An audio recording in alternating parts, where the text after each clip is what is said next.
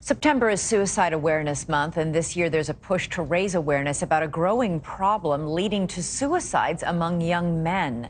In the past year, the FBI says it has received more than 7,000 reports of online sextortion of minors.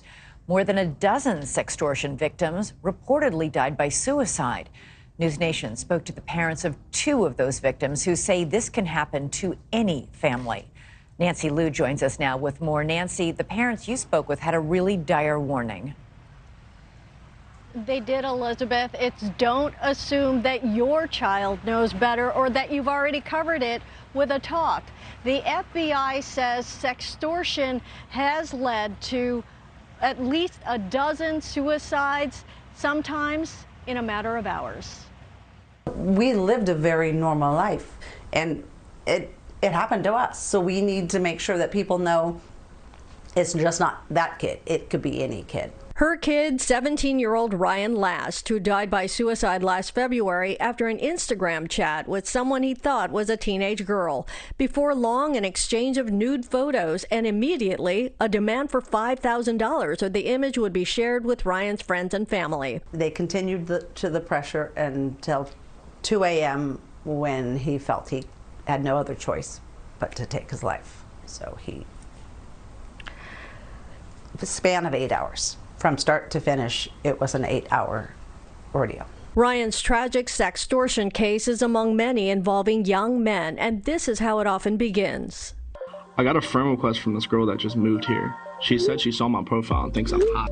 The FBI and police in St. Petersburg, Florida, recently released this PSA to warn kids about sextortion, and they suspect many cases go unreported, making sextortion a lucrative criminal enterprise. This is organized, so there are gangs oftentimes outside the purview of the United States that are trolling on the internet looking for these kind of victims to lure them in. That was the case with 17-year-old Jordan DeMay of Michigan. The Marquette High School senior took his own life last March after sending a compromising photo to someone he thought was a teenage girl. His father says the entire ordeal spanned just 6 hours.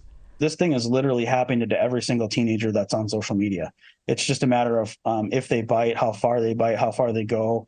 Do they say anything? Don't they say anything? And up into including, do they kill themselves over this? The sextortion of Jordan included escalating threats and demands for more money even after he sent $300. Jordan said, "I'm going to kill myself right now because of you." And those suspects told my son that, "Good, go ahead and do it, or we're going to make you do it." And he did it. The two Nigerian men who allegedly drove Jordan DeMay to suicide were extradited to Michigan a few weeks ago to face charges. The brothers are suspected of targeting up to 100 people across the U.S. I mean, we thought we had it covered between the parental controls and our closer relationship with our kid. We never thought it would happen to us.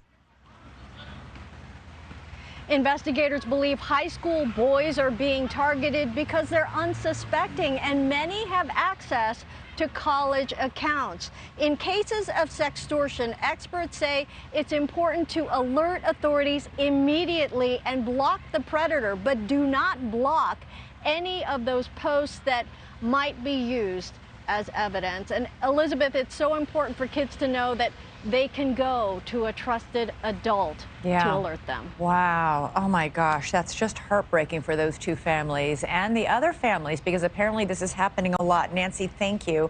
Thanks so much for watching. Go to joinnn.com to find NewsNation on your television provider. And don't forget to click the red subscribe button below to get more of NewsNation's fact-driven, unbiased coverage.